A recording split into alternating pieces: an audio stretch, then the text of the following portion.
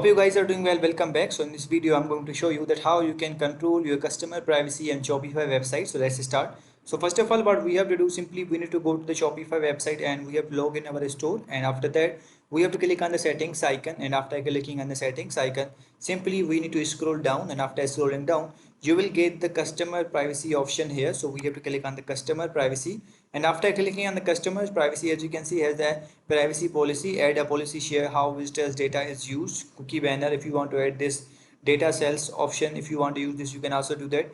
Email and SMS marketing, if you want to add this, you can also do that. Double option info marketing, and the data storage, hosting location United States, you can edit and add these all things here. You can control them. So in this way you can control your customers privacy on your Shopify store.